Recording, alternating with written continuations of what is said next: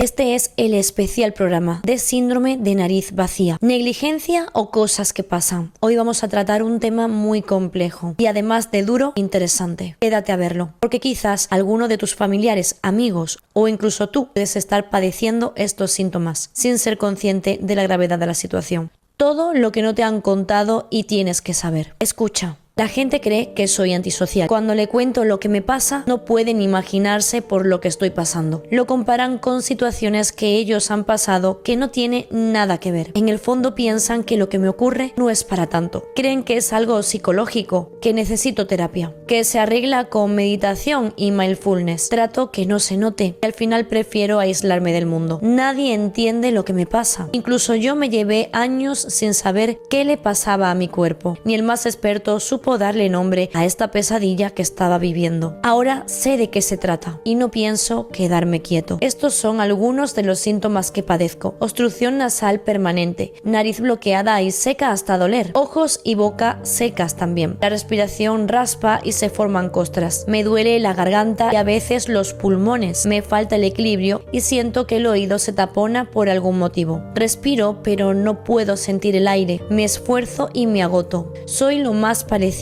a un pez fuera del agua. De vez en cuando siento que me estoy ahogando. Tengo mucha presión en la cabeza. No puedo ni pensar ni hablar con claridad. Me cuesta concentrarme y me siento torpe. Cualquier actividad normal se hace un mundo. Por las noches la sensación empeora. No puedo dormir. Con todo esto y la ansiedad, siento que no soy yo. El clima influye y los síntomas empeoran drásticamente. He notado que mi voz suena diferente. Antes de todo lo que te he contado, yo era una persona feliz. Toda mi vida iba bien, de verdad, que era feliz. Solo tenía una molestia que quise remediar y confié en un buen experto. Desperté en la sala de recuperación. La operación para reducir los cornetes de la nariz había ido muy bien. Además, era un simple procedimiento sin riesgo. Eso me dijeron y yo me lo creí. El día de la intervención fue un antes y un después de la vida que conocía. Él me mató, sin embargo, nadie se daría cuenta de esto. Por eso seguirá asesinando a más personas como lo hizo conmigo. Aunque yo no era la misma persona con gran ilusión y energía por la vida, yo seguía vivo. Mi cadáver seguía en pie, tratando de interactuar con el entorno como recordaba de otra vida. Recibí un duro castigo que no merecía. Ahora me toca sufrir este infierno. El síndrome de nariz vacía es una afectación en la que los pacientes experimentan síntomas después de la cirugía nasal. En este caso, de reducción de cornetes. Los síntomas y consecuencias que se derivan de todo esto son innumerables. Para comprender muy bien la importancia de la nariz, tenemos que hacer un breve repaso de sus estructuras. Vamos a ello. La nariz está formada por hueso, cartílago, tejido blando y piel. En la parte externa podemos distinguir la raíz. Es la porción superior que conecta la nariz con la frente. Tenemos también el puente, que es la parte superior rígida que cubre los huesos nasales. También está el dorso, que se extiende desde el puente hacia la punta, o también llamado ápice nasal, que es esta parte de aquí. Están las narinas, esta parte de aquí, que se refieren a las aberturas, y las alas nasales, que son estas estructuras laterales móviles de las narinas, formada por tejido cartilaginoso y fibroso. Por otro lado está la parte interna de la nariz, y aquí tenemos el tabique, que divide la cavidad nasal en dos mitades, los cornetes, que hay tres, inferior, medio y superior. También están los meatos, que son los pasajes ubicados debajo de cada cornete, los senos paranasales ubicados alrededor de la nariz, y aquí se incluyen los senos frontales, los maxilares, estenoidales y etmoidales. Todos ellos ayudan a humidificar, calentar el aire y reduce el peso del cráneo. El vestíbulo nasal, el epitelio olfativo, que está ubicado en el techo de la cavidad nasal, contiene neuronas olfativas que perciben los olores, y las coanas, por otro lado, conectan con la nasofaringe. ¿Y por qué te comento todo esto? Pues porque para que comprendas todo perfectamente es necesario que me asegure que conoces todas estas partes, o al menos recordarte que existen y están ahí por algún motivo funcional importante. Ahora te voy a explicar cuál es el recorrido del aire que viaja a través de una nariz sana. El proceso de entrada del aire empieza con una inhalación. El diafragma y los músculos intercostales se contraen, lo que aumenta el volumen en la cavidad torácica y disminuye la presión dentro de ella. El aire entra en el cuerpo a través de las narinas. En esta primera etapa, el flujo de aire es laminado, lo que significa que se mueve en líneas paralelas de manera suave suave y ordenada. Es como si las partículas de aire viajaran en capas que no se mezclan. Este tipo de flujo es eficiente para mover el aire directamente hacia el vestíbulo nasal, donde comienza el proceso de filtrado inicial. El flujo es estable y suave, lo que ayuda a que el aire se caliente y humidifique adecuadamente. Pasa por las vibrisas, que son esos pequeños pelos que actúan atrapando partículas grandes como polvo, insectos y otros contaminantes visibles. Aquí el flujo laminado permite que estas partículas queden atrapadas sin ser impulsadas más adentro del sistema respiratorio. Después de pasar por esta primera barrera, el aire entra en la cavidad nasal, una estructura más amplia dividida en dos mitades por el tabique nasal. Al entrar en la cavidad nasal, el aire se encuentra con los cornetes nasales, que son estructuras óseas curvadas recubiertas de mucosa. Estas estructuras están diseñadas para aumentar la superficie de contacto del aire y las paredes internas de la nariz. En este punto, el flujo de aire cambia de laminado a turbulento. El flujo turbulento, a diferencia del laminado, es desordenado. Las partículas de aire comienzan a moverse en diferentes direcciones y crean remolinos debido a la mayor constricción y la aceleración del aire al salir de la nariz. Este cambio de flujo ocurre debido a las curvas